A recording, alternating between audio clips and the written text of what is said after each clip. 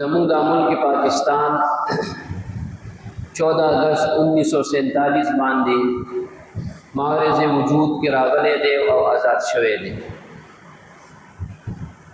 او اسلامی حساب سره 27 رمضان مبارک ورځ باندې الله تعالی دا پاکستان معرض وجود کې راوستلی دی. علماء لیکلي دي چې څنګه مدینه منوره معرض وجود کې راغله او الته د مسلمانانو یو مقصد و چې اسلام باندې موږ آزادانه طور باندې عمل وکړو او اسلام سربلند شي او اسلام دنیا کې نافذ شي. دغه رنګه د ملک پاکستان د آزادۍ دو هم دا مقصد و چې موږ د فرنګیانو نه آزاد شو او یو آزاد ژوند د اسلام او د قرآن او سنت مطابق یو ژوند موږ تیر کو. علماء لیکلي دي چې دو ملکونه دو علاقې داسې دي چې هغه د اسلام په نوم باندې آزاد شوي دي چې هغې کې اوله مدینه منوره ده او دویم ملک پاکستان دی چې دا صرف او صرف دې لپاره آزاد شوی دی چې دې کې اسلام راشي او په اسلام باندې موږ آزادانه طور باندې عمل وکړو. یقینا تاسو د صحابو د هجرت د واقع نه خبردار یې چې هغوی څومره تکلیفونه په دې هجرت کې برداشت کړي دي او د امام الانبیاء صلی الله علیه وسلم د هجرت واقع تاسو اورېدلې ده چې څومره لوی تکلیف 3 ورځې هغه غار سور چې خطرناک غار دی په هغې کې 3 ورځې رسول الله صلی الله علیه وسلم تېرې کړي دي او دا سفر ډېر په تکلیف باندې چې دی نو اختتام ته رسېدلی دی. دغه رنګې عزتمندو که تاسو وګورئ نو د دې ملک پاکستان طرف ته چې کله مسلمانانو هجرت کولو دا ازادېدو نو ډېرو خلکو پکې ډېرې لویې قربانیانې ورکړي دي. زه د ازادۍ نه مخکې خبره به وروسته کومه خو سړی یم چې آزاد شو او خلک دې طرف ته راځي نو بیا د هغه ظلم او هغه بربریت د چا نه پټ نه دی چې کوم هندوانو او خصوصا سکھانو د مسلمانانو سره کوم ظلمونه کړي دي او د هغوی د ځوانانو جنکو چې کوم عزتونه دی لوټ کړي دي نو هغوی نه تاریخ کتابونه خالی نه دي، هغوی نه تاریخ کتابونه ډک دي. زمونږ تورسرې د ملک پاکستان لپاره خپل عزتونه هغوی په دوله ګولي دي. زمونږ نوجوانانو خپلې وینې توی کړي دي، زمونږ بوډاګانو هغوی دعاګانې شپې او د ورځې په ژړاګانو باندې کړي دي. الله رب العزت دا ملک پاکستان مونږ ته راکړی دی. نن مونږ 14 اګست کله چې د دې ورځ راشي او دا شپه راشي نو مونږ په ګډاګانو باندې خپله شپه تېرو، مونږ په شرابونو زناګانو باندې دا شپه تېرو او مونږ وایو چې دا د ازادۍ ورځ ده او د ازادۍ شپه ده. خو دا سوچ نه کوو چې دا ازادي د څه دپاره وه. دې ازادۍ کې څومره زموږ خویندو میندو زموږ لوڼو خپلو عزتونو او د خپلو مانونو او د جانونو قربانیانې ورکړي دي. دا سوچ زموږ ذهن کې نه راځي چې دا ازادي د اسلام دپاره وه، دا ازادي د الله د دشمنۍ دپاره نه وه چې نن موږ د الله په دشمنۍ کې دا شپه تېرو. نن موږ دا 14 اګست ورځ د الله تعالی په دشمنۍ کې تېرو. یقین وکړه دا د الله د خوشحالولو دپاره وه او دا د الله د رضا دپاره وه او دا د محمد رسول الله صلی الله علیه وسلم چې کوم دین راوړی دی او په 23 سال کې کوم تکالیف برداشت کړي دي، کوم زخمونه پرې لګېدلي دي، هغه دین د سربلندۍ، هغه دین باندې د عمل او هغه دین د حفاظت دپاره وه. لیکن زمونږ خلکو غلطه فایده اوچته کړه او په دې شپه او په دې ورځ باندې د الله د نافرمانیانو کار کوي. یقینا زمونږ د تنزل په ډېرو وجوهاتو کې یو وجه دا ده چې مونږ د الله تعالی د طرف نه چې کوم مونږ باندې انعام شوی او د هغه انعام او د هغه نعمت مونږ شکرګزاري ونه کړله. د شکر معنا هر سړی د خپل ذهن مطابق کوي چې د شکر څه معنی ده شکر څه ته وایي علماو یو معنی د دې دا کړې ده چې کوم کس په تا باندې کوم انعام کړی دی هغه انعام د هغه کس د مرضۍ مطابق استعمالول هغه انعام د هغه کس د منشا مطابق استعمالول دا د هغې شکر دی زندگی الله را کړې ده دا زندگی د الله د مرضۍ مطابق استعمالول اسلام الله را کړی دی دا اسلام د الله د مرضۍ مطابق استعمالول دا ژوند دا سترګې دا غوږونه دا ذهن دا ژبه دا الله کریم را کړی دي دا د هغې د مرضۍ مطابق استعمالول دا د الله د نعمتونو شکریا ده چې کله رزق وخوري او بیا راشي او عبادت ته ودرېږي او د دې رزق په ذریعه باندې خپل ملا سیده کې او عبادت وکړي تهجد وکړي منځونه عبادتونه روجې ونیسي دا د الله د رزق شکریا ادا کول دي او چې دا رزق وخوري او طاقت او قوت پیدا شي او بیا زنا دپاره روان شي او بیا ظلم او بربریت دپاره روان شي دا د الله د رزق ناشکري ده دا ملک پاکستان الله موږ ته راکړو او د دې شکریا ادا کول دا دي چې په دې ملک پاکستان کې اسلامي نظام راشي په دې ملک پاکستان کې اسلامي نظام نافذ شي دا موږ ته سوچ او فکر کول پکار دي خو چې کوم څیز زما په وس کې نه دی هغې نه به الله مانه تپوس نه کوي خو دا زما په وس کې دی چې زه په خپله د قرآن و سنت مطابق زندگی تیره کړم زه په خپله د الله راکړی شوی د دې نعمت د ملک پاکستان د خپل وس او طاقت مطابق په دې کې اسلام راولم زه خپل زندګۍ کې اسلام راولم زه په خپل کور کې اسلام راولم زه په خپل علاقه کې اسلام راوستو دپاره کوشش وکړم زه په خپله ژبه د اسلام خبر وکړم زه په خپل رسولو د اسلام دپاره محنت او کوشش وکړم دا د الله د نعمتونو شکریا ده او کنه زما پروام نه او زه بیا الله د ناراستیا دپاره دغه اعمال کوم یقینا دا د الله د نعمتونو ناشکري ده او لئن شکرتم لازیدنکم فشکر وباسو الله به ترقی راکړي الله به نعمت زیات کړي ولئن کفرتم ان عذابی لشدید الله فرمایي که ناشکري دی او که زما عذاب هم ډېر سخت دی دغه عذابونه چې راغلي دي چې کله مونږ بجلی مسله او کله ګیس مسله او کله چې دی د مهنګایي مسله او کله چې دی نو هلته قتل و غارت او د ظلم او د بربریت مسله یقینا چې دا د الله د نعمتونو ناشکري ده دا د الله د نعمتونو ناشکري ده 850 کاله 850 سال په د هندوستان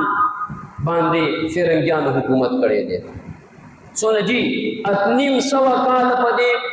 پاکستان او هندوستان مکمل په دې باندې ظلم کړی دی فرنګیانو په مسلمانانو باندې او د هغې چې کوم ملګري وو هغه یو د دې سره یو ځای شوي دي ظلمونه پې کړي دي مونږ ګورې د هندوستان نه نه یو آزاد شوي ګورې دا خبره غلطه ده مونږ د هندوانو سره جنګونه نه دي کړي د ازادۍ مونږ د ازادۍ جنګ د فرنګیانو سره کړی دی مونږ خپل دشمن نه دی پېژندلی مونږ چې ازادي معناوو نو مونږ د هندوستان خلاف نارې وخو مونږ د هندوستان نه خو ازادي نه ده اخیستې هندوستان په خپله د فرنګیانو په ښکار محکوم و د هغې لاندې ګیرو هغوی چې 15 اګست مناوئ هغوی د چا نه ازادي اخیستې ده هغوی هم دا وایي چې مونږ د فرنګیانو نه آزاد شوي یو مونږ ته دا ویل پکار دي چې مونږ د انګریز نه ازادي اخیستې ده زمونږ دشمن انګریز دی ګورې اصل زمونږ دشمن فرنګیان دي دا یاد ساتئ 850 سال چې ظلمونه کړي دي دا فرنګیانو کړي دي 850 سال او الحمدلله د ټولو نه اول د اسلام د ازادۍ دپاره اواز اوچتونکی هغه شاه ولی الله رحمت الله علیه هغه زموږ د ټولو علماو مشرانو شیوخو ټولو استازو هغه د علماء دیوبندو د مشرانو ټولو د هندوستان د ټولو علماو استازو شاه ولی الله رحمت الله علیه ټول نه اول د ازادۍ درس ورکړی دی مسلمانانو ته او د هغې نه پس په د هندوستان کې اوله فتوا د انګریز خلاف چې دا هندوستان دار اسلام نه دی دا هندوستان دار حرب دی دا هندوستان دا د جنگ ځای دی جنگ دا دار حرب دی اوله فتوا شاه محمد اسحاق رحمت الله علیه جاری کړې ده چې د هغې واقعات ډېر مشهور دي او دا د شاه اسماعیل شهید د دوی مشر د ټولو او جهاد دپاره تاسو د شاه اسماعیل شهید رحمت الله علیه بالاکوټ کې مزار دی دلته د فرنګیانو د لاسه او د سکانو د لاسه شهید شوی دی هلته د هغې مزار دی تاسو د دې تاریخ وګورئ د شاه اسماعیل شهید رحمت الله علیه تاریخ وګورئ چې هغه ټایم کې انګریز سره کوم قوم ملو هغه سکانو او مسلمانانو باندې به ظلمونه کول او شاه اسماعیل شهید رحمت الله علیه د سکانو د انګریزانو خلاف وړي ډلې جوړې کړې وې جهادونه به کول او د سازش او د غدارۍ شکار شو په بالاکوټ کې شهید شو بیا دا لوی جنگونه مسلمانانو کړي او الحمدلله هر دور کې د انګریز خلاف او د اسلام د دشمن خلاف چې روجت شوی دی مسلمان روجت شوی دی هندوانو د انګریزو خلاف جهادونه نه دي کړي جنگونه نه دي کړي سکانو نه دي کړي د ټول عمر دغه غلامیان کړي دي الحمدلله چې بغاوت کړي د انګریز خلاف او د فرنګیانو د مسلمانانو کړي دي دا په هغه زمانه نه دا اوس نه دی دا د ملک پاکستان د آزادېدو وخت نه دی دا غینه سونو کال مخکې جهادونه شروع هغه دا ملک پاکستان د ټول جهادونو په نتیجه کې الله مونږ ته راکړی دی غټو قربانیانې پکې شوي دي دلته د بونیر په مقام باندې د انګریزانو سره جګړه شوې ده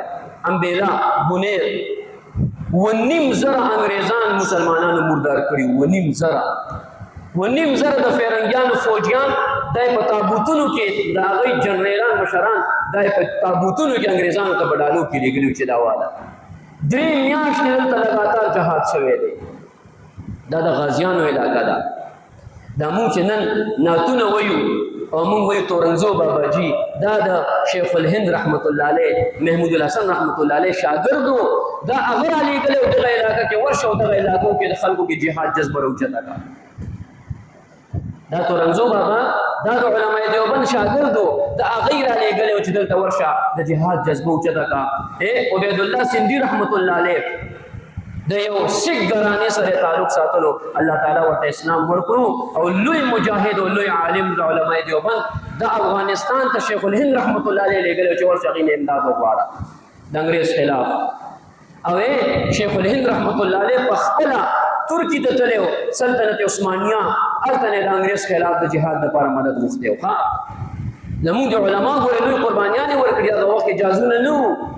هغه وخت کې ګورې ګاډي نه وو هغه وخت کې موټرې نه وې ریلګاډو کې به سفرونه وو د اوبو په جازونو کې به سفرونه وو په میاشتو په کلونو به سفرونه وو ټلیفون به نه وو چې هلته رابطه وکړه چې څه معامله وشوه خطونه به یې یو بل ته لیکل او داسې معاملات به کېدل انګریزانو سره خاص د ټلیفون څه آلې وې هغه ټایم هغې به هغې باندې رابطې کولې عزتمندو مسلمانانو ډېر لوی قربانیانې د ملک پاکستان دپاره ورکړي دي ګورئ او بیا الله رب العزت د ډېر لوی قربانیانو نه پس الله رب العزت د ملک پاکستان راغ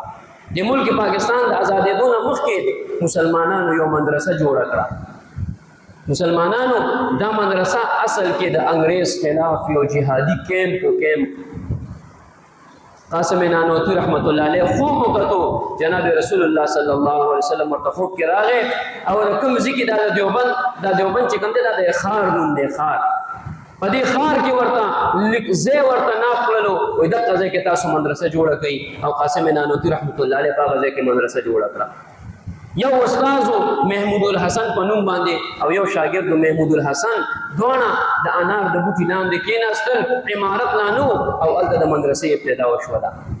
او دغه ځای نه بیا دوباره د جهاد آغاز وشو رو طریقې سره ولې ځان له ډله جوړې کړه یوازې به جهاد نشي کولی نو بیا یو تحریک وچلېدو مولانا وزیرګل رحمت الله علیه چې د هغې قبر اوس هم اسخاکوټ مردان کې شته دی مولانا وزیرګل صاحب د ډېر لوی جهادونه کړي دي دا د دیوبند د مدرسې بچی دی د هلته نه فارغ شوی و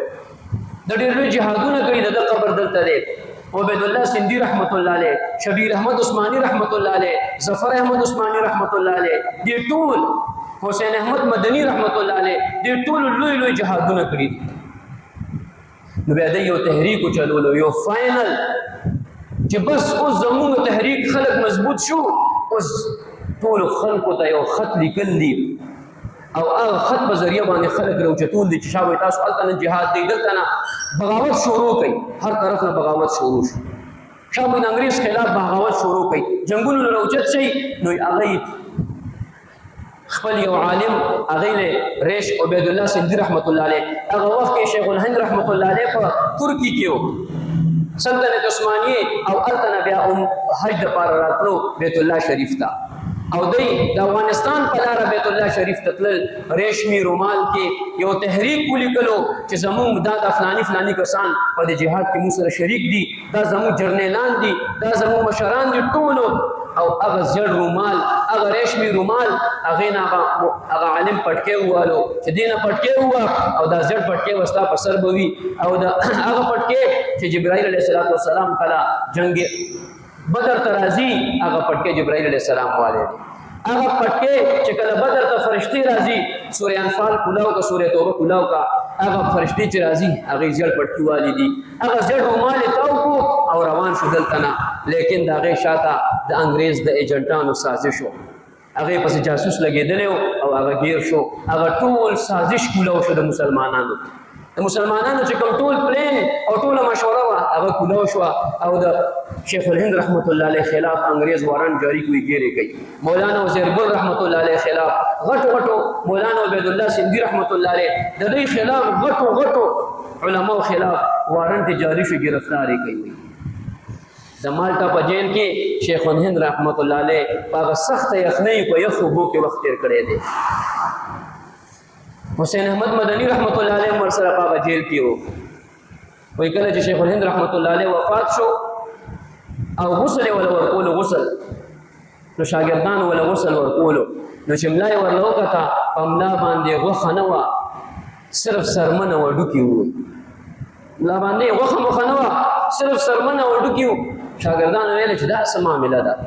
زموږ مخامخ خو داسې ظلم نه دی شوی حضرت باندې، موږ خو نه دی کتلی، خو د دی یو خاص شاګرد دی حسین احمد مدني رحمه الله تعالی. دا ټوله واقعه موږ د هغې نه تپوس کوو چې دا څه چل شوی دی. د هغې چې کله کفن دفن وشو ټول رالل د حسین احمد مدني رحمت الله علیه په حضور کې حاضر شو. حضرت موږ د شیخ الهند رحمت الله علیه داسې ملا وکته، څه ماجره ده، دا ظلم او زیاتې چا کړی دی شیخ الهند رحمت الله علیه باندې. نو حسین احمد مدني رحمت الله علیه ورته فرمایل، وی ما ته شیخ الهند رحمت الله علیه فرمایلی چې بچیا زما د راز بچا ته زما په ژوند باندې نه ښکاره کوي. وی کله چې مونږ په جیل کې وو د انګریز، نو روزانه د شپې شیخ الهند رحمت الله علیه به مونږ نه بوتلو، خو چې کله به تلو بلکل حشاش بشا سم دم به او چې کله به واپس راتلو تک زیړ، رنګ خراب، طبیعت خراب. مونږ بار بار تپوس کولو، بار بار تپوس کولو، حضرت به غږ نه کولو. یو ورځ ویلې چې ډېر زیات مجبوره شو، وایي دا انګریزان چې ما دلته نه بوځي، وایي زما مخامخ یو خط کېدي او خط کې لیکلي وي چې زه محمود الحسن، زه شیخ الهند د دې خبرې اقرار کوم چې دې نه پس د انګریز خلاف چې څومره ما جهادونه کړي، دې نه پس به زه هېڅ جهاد نه کوم، دې نه پس به زه د انګریز خلاف هېڅ قسمه تحریک نه چلوم، په دې باندې دستخط وکړه راته شابه. وایي زه ورته انکار وکړم، وایي دوی سیخان ګرم کړي وي اوسپنه، په هغه اوسپنه باندې ما واچوي، زما وینو او زما د بدن چربۍ سره هغه اوسپنه یخېږي او زما دا سرمنه هغې سره سوځېدلې ده. وایي مونږ چې ملا وکته، ملا یې بلکل تک سره او سوځېدلې به وایي. اوږي سپي، اوږي خنزیران،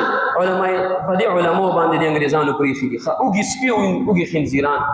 دا د ملک پاکستان د ازادېدو دپاره د علماو قربانیانې ورکړي دي. نن موږ په ګډاګانو کې شپه تېره کړو، نن موږ په شرابونو کې په زناګانو کې شپه تېره کړو، نن موږ د الله په نافرمانۍ کې شپه تېره کړو. جوماتونه خالي وي زموږ خوله د الله د ذکر نه خالي وي، زموږ خوله باندې بدې ردې وي، زموږ خوله باندې ګډاګانې وي، زموږ خوله باندې ګانې بجانې وي. د هماغه انګریز او د هماغه انګریز طریقې زموږ په زندګۍ کې وي چې کوم دپاره موږ ملک پاکستان آزاد کړی دی. نن هغه انګریز زموږ په کور کې موجود دی، نن هغه انګریز زما په ژوند او زما زندګۍ کې موجود دی چې د کم فرنګي خلاف زموږ مشرانو قربانیانې ورکړي دي، وینې توی کړي دي. په زرګونو علما، په زرګونو عوام الناس دا به روزانه سره شهیدان کول انګریزان. یو ډله د علما به ځکه وجل چې دغه خلکو دوی سره خولې به دوی په بیانونه کول ورته،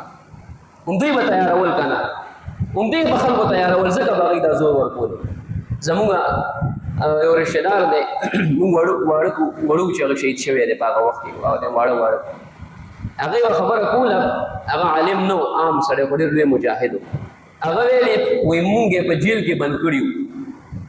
انګریزانو، افغانستان وغیره جیل کې بند کړي او موږ به روزانه تاسو کو تاسو کې عالم کم یو دی موږ ورته نه ښودلو وایي موږ یو عالم موږ نه ښودلو چې دا مولا دی ولې ډېر سخت تکلیف دی ورکول نوکان به یې داسې ویستل دا مرچکو اوبه نه دا به یې په سترګو کې سپری کولې داسې سترګو کم تکلیفونه به یې ورکول ورله ګیرې به یې ورله خولې ګیرې سپي به یې پرېښودل بس ډېر ظلمونه به یې کول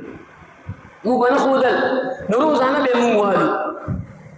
و یو زمونږ یو کس تیار کړو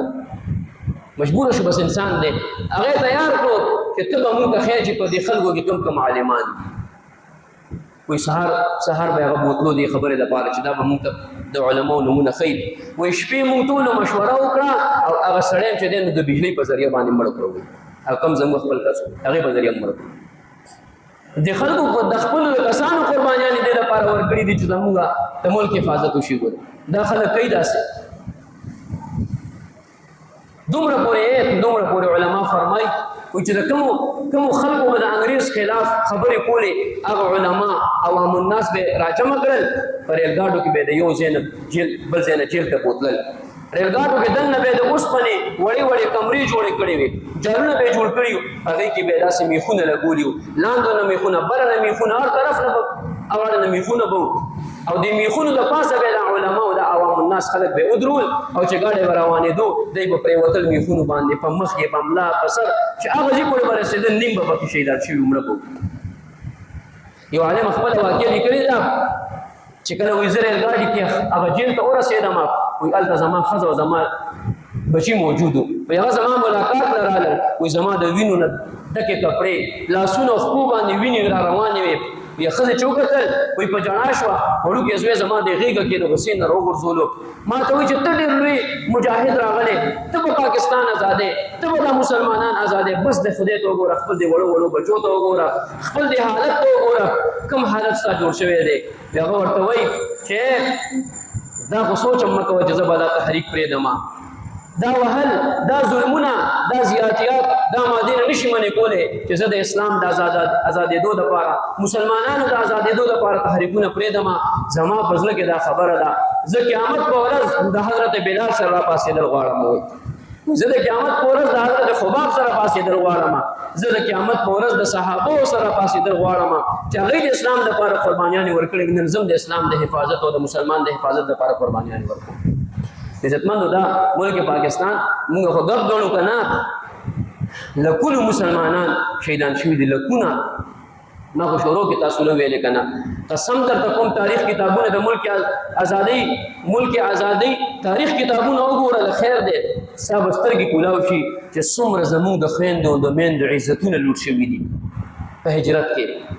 څومره سیکانو هندوانو ستا او زموږ د خویندو عزتونه لوټ کړي دي هغوی هلته پرېښي نه دي سړی به راواړېدو ښځه به هلته ګیره شوه پلار به راواړېدو ځوان له لور به هلته انګرېزانو د سیکانو هندوانو به ګیره کړه ظلمونه او زیاتیات ډېرو ښځو یو ښځې خپل داستان لیکلی و داستان چې بوډۍ شوه خپل داستان یې لیکلی و وایي زه مسلمانه یم وایي خو چې ملک پاکستان آزاد شو زما ټول خاندان خو لاړو خو زه یوازې ګیره شوم پاتې شوم پته خو به نه لګي د ځان به ویستلو ډېر بعضې ویډیوګانې په دې باندې جوړې شوي دي وایي زه چې کله دې سیکانو ونیولم او زه یې وهلم چې ته څوک یې وایي ما ورته وویل زه سیک یم سیک مسلمانه نه یم وایي وجلم یې قتل کولم یې خپل لاسونه به یې راله ماتول وایي زما ټوله زندګي د سیکانو په کور کې تېره شوه نن زه بوډۍ یم وایي خو زه یم مسلمانه وایي دا د ملک د پاکستان د ازادېدو لپاره ولې موږ ملک پاکستان ازادولو مقصد څه و اخر چې د فرنګیانو د طریقو او د هغې د قانون لاندې موږ ژوند تېرولو خو هغه ټایم هم صحیح وکړه چې څه به هغې ویلې موږ به کول شراب آزاد زنا آزاده وه ظلم بربریت آزاد و ټول هر څه آزاد و سوا د اسلام باندې زندګي تېرول آزاد نه قرآن او سنت مطابق زندگی تیرول آزاد نو ولی مونږ ملک پاکستان غوښتو یو مقصد چې مونږ د قرآن او سنت مطابق زندگی تیرو مونږ آزاد شو د آزادۍ مطابق زندگی تیرو صرف د پاکستان آزادېدو دا مقصد نور هیڅ مقصد نو خو بس مسلمان چې کله شکست خوړلی دی کله نو چې کله په مسلمانانو کې دننه غداران موجود دي غدارانو د وجه نه مسلمان شکست خوړلی دی مسلمان د دنیا یو طاقت هم شکست نشي ورکولی سوا د غدارانو نه. چې کله اسلام کې دننه د مسلمانو د اسلام په شکل کې د یهودو ملګري د فرنګیانو ایجنټ او د عیسایانو د یهودیانو ایجنټ موجودي ته کلم ترقي نشي کولی، ته کلم نشي بچ کېدی. ګوره دا یاد ساته، تا د دنیا یو طاقت او قوت پورې نقصان نشي درکولی. صحابو چې په جنگ احد کې شکست خوړلی دی، ته وګوره د احد دا منافقانو سره منافقت کړی دی او شکست خوړلی دی. 1000 صحابه 1000 دا د مدینې نه وځي د جهاد دپاره، 3000 کافران دي، 1000 صحابه دي، خو چې عین د جنگ موقع راځي 300 منافقان تختی په عین موقع باندې. او چې ستا تعداد زر دی او ستا د دشمن تعداد 3000 تانه 3 ګنا زیات دی او عین موقع باندې تانه 300 کسان او تختی، ستا زړه به څه حالت وي؟ ستا د یری او تا باندې څومره روب راځي چې زما خو 300 ملګري وتښتېدل، هغې نه څه بس د منافقان 300 منافقانو تښتېدل. دې منافقانو به د مسلمانانو رازونه رسول، دې منافقانو د یهودیانو په نسل کې دې منافقانو دوی به د مکې د مشرکانو سره مشورې کولې. دا عبدالله ابن ابی د منافقانو مشر دا کافرانو ملکونو باندې ګرځېدو چې اسلام څنګه ختم کړو، مسلمان څنګه ختم کړو. څومره چې مسلمان تکلیف اوچت کړی دی دا صرف د دې سازشونو د وجې نه، د غدارانو د وجې نه. دلته مې عزتمندو دې غدارانو د وجې نه دی دا شوي داسې. الحمدلله ثم الحمدلله د دې لوی قربانیانو نه پس الله رب العزت موږ ته یو خطه راکړه چې هغې ته ملک پاکستان وایو. وایي پاکستان کا مطلب کیا؟ لا الہ الا اللہ محمد رسول اللہ. لا الہ الا اللہ، اللہ نہ سوا بل اچا قانون نہ چلے گی، دا مطلب دے لا الہ الا اللہ. دا اللہ نہ سوا وا حاکم اعلی بصرف اللہ ہوئی، لوی حاکم بصرف اللہ ہوئی. دا اللہ او داغه د پیغمبر د قرآن و سنت نه خلاف به قانون نه پاس کیږي. خو بس سازشونه خو لګیاو کنه چې ملک پاکستان آزاد شو نو ستا په مشرانو کې څه قادیانیان راننوتل او څه سیکان راننوتل، څه غیر مسلم راننوتل. د قائد اعظم رحم الله تاسو د دې آخري حالات وګورئ. ملک پاکستان چې کله آزاد شو کنه، ملک پاکستان د آزادېدو نه مخکې زمونږ د صوبه دا مکمل خلاف د دې خبرې. دوی د مسلم لیگ سره اتحاد نه کولو، ولې حالات د سړی خبر نه کنه یار چې پته نه دی به صحیح خلک خراب خلک کوم پورې جان پړتال نه شوی. شبیر احمد عثماني او د دې مرګري دا قائد اعظم را لېږلي چې په دې ټوله خطه کې تاسو وګرځئ او دا خلک په دې قایل کوي چې دا د انګریز خلاف موږ سره ودرېږي او دا موږ دا ملک آزاد. دا دې خلکو دې علماو دا خلک قایل کړي وو. ځکه د دې یو ثبوت دا دی ځکه چې کله ملک پاکستان آزاد شو او د پاکستان اول دارالخلافه کراچي اول دلته چې کله د ملک پاکستان جنډه اوچتېده نو قائد اعظم رحمت الله علیه شبیر احمد عثماني رحمت الله علیه راوغوښتو او د هغې په لاس باندې جنډه اوچته کړله. او مشرقي پاکستان کې چې کله جنډه اوچتېده نو هلته ظفر احمد عثماني رحمت الله علیه راوغوښتو د هغې په لاس باندې جنډه اوچته کړله. لیاقت علي خان چې زمونږ اول وزیر اعظم و د ملک پاکستان، دا هغه وخت کې د قائد اعظم سره سړی چې دا وفات کېدو بیماری په حالت کې د هغې د خولې دا خبره ده وی اخره کې وصیت کولو وصیت قائد اعظم وی ما چې غوږ کېښودو وی قائد اعظم ویلې زما جنازه د شبیر احمد عثماني وکړي، وی زما جنازه چا شبیر جنازه چا کړې ده؟ شبیر احمد عثماني رحمت الله علیه کړې ده. او کله چې د قائد اعظم خور فاطمه جنا وفات شوه خلک پروپاګاندا جوړوي کنه چې دا علماء دیوبند او فلاني دوی خلاف او دوی داسې او دوی داسې. هر سړی په شورو کې د یو شي خلاف وي، خو چې کله ورته شي ښکاره شي او ظاهر شي بیا د هغې کله چې د قائد اعظم رحمت الله علیه خور فاطمه جنا وفات شوه د دې جنازه مفتی شفیع رحمت الله علیه کړې ده. د مفتی تقی عثماني صاحب د دې والد صاحب مفتی چا چې معرف القرآن لیکلی ده د جنازه کړې ده. نو عزتمندو مقصد د دې خبرې دا دی چې الله تعالی کم نعمت انسان ته ورکي او هغه انسان د دې نعمت شکر نه ادا کوي او هغه انسان د دې نعمت ناشکري کوي، الله رب العزت هغه نعمت واپس والي. هغه نعمت ته الله واپس والی. زموږ نعمت سو ازادي، زموږ کوم نعمت الله را کړ چې ملک پاکستان کې موږ آزاد ژوند تیر کو، موږ د دې نعمت شکریا ادا نه کړله. چې کلم ملک پاکستان آزاد شو، قانون پکې د انګریز نافذ شو. آزاد شو دې لپاره چې قرآن او سنت نافذ شي، او سبا کې راغل د انګریز قانون پکې راغی. او څومره قانونونه پاس کیږي د قرآن او سنت خلاف، حالانکه د پاکستان په آئین کې دا لیکلي دي. مفتی محمود رحمت الله علیه په هغه وخت کې وداقي کوم علما مرګري، شاه احمد نورانی رحمت الله علیه او نور نمونه باز زما ذهن نو د غړ غټ علما ورسره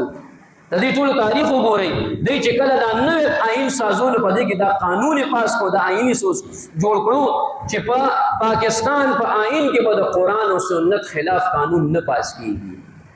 دا د پاکستان جی آئین دی، څومره پاس کیږي لګیا دي کله دا اوس خو بل بل پاس کیږي چې 18 سال نه مخکې به د جینۍ او د هلک نکاح نه کیږي. او سراسر د قرآن او سنت خلاف قانون نه دی، سراسر. او زموږ دا کم چې د اسلام نه لرې ذهن والا خلک دي، هغوی وایي دا ټیک خبره ده. اسلام کې د نکاح دپاره هېڅ عمر مقرر نه دی. اسلام کې د نکاح دپاره عمر مقرر نه دی. په هر عمر کې د هلک او د جینۍ نکاح کېدی شي، په هر عمر کې. اسلام کې دا نشته دی. ولې د حضرت عایشې رضی الله تعالی عنها نکاح څومره عمر کې شوې وه؟ 6 کاله شوې وه که نه وه شوې؟ او رخصتي 9 کاله په عمر کې. ځکه زموږ اسلام وایي، زموږ شریعت علماو لیکلي دي چې جینۍ د ځوانېدو اولنۍ حصہ دا د 9 کالو نه شروع کېږي. جینۍ په 9 کالو کې ځوانېدی شي، او بیا چې بالکل آخري 15 سال 15 سالو کې دا د دې په ځوانۍ کې بیا څه شک او شبهه پاته ځوان شو. بس بعضې څیزونو حکمتونو باندې موږ نه پوهېږو، بعضو خبرو باندې موږ نه پوهېږو. چې کومه پوهې زما یو خبره ځان سره یاد ساتئ، خیر دی. تاسو چې د یو سړی د هر مسلک د علماو سره محبت ساتي، هغې کې زما څه خبر نشته دی، هر چا خپل طبیعت او مزاج دی. هر مسلک علماو د تاسو وګورئ چې اکثر عالمان د یو څیز مخالفت کوي، پوه شه چې دا څیز ټیک نه دی. بس دا یو قاعده ځان سره جوړه کوي، دا یو قانون ځان سره جوړه کوي. که تاسو اهل حدیث وګورئ، که تاسو دیوبند، که تاسو بریلوي مسلک والا، که تاسو بل مسلک والا وګورئ، چې اکثر عالمان د یو څیز خلاف دي، دا خلاصه ټیک نه دی. یو قانون پاس شو کنه، او اکثر عالمان د دې خلاف دي، پوه شه دا شی ټیک نه دی. دا بل پاس کړو کنه چې هم جنس پرستی بل پاس کړو کنه چې ښځه به د ښځې سره نکاح کولی شي، او سړی به د سړي سره نکاح کولی شي. دا بل پاس کولو کنه. عزتمندو، ازادي 14 اگست را روان دی. ټول په زړه کې دا انشاءالله ځان سره عهد وکړئ چې په دغه شپه به د الله تعالی شکریا ادا کړو. 14 اگست پاکستان چې ازادېدو 27 رمضان ښه کم رمضانو څومره بختور ورځ وه چې په دغه شپه باندې اکثر شب قدر شپه 27 شپه اکثر شب قدر شپه دومره بختوره شپه وه، دومره بختور. الله تعالی چې ملک پاکستان آزاد کړو، رمضان کې آزاد کړو. ولې چې دا انسانان دا مسلمانان دا سوچو کې چې رمضان میاشت د عبادت میاشت ده، رمضان میاشت د الله د رضا کولو میاشت ده. چې 14 اگست راځي، تاسو ځان ته رمضان مخې ته راولئ چې دا د عبادت ورځ ده. اوس په 14 اگست باندې به زه 2 رکعاته 4 شپږ رکعاته یا الله سره ډېر شکر دی چې آزاد ملک دې راکړو، او دا دعا به کوم یا الله قانون پکې د قرآن او سنت راوله. یا الله زموږ ملک آزاد صحیح معنو کې آزاد کړي، د قرآن او سنت عمل په شروع شي. الله تعالی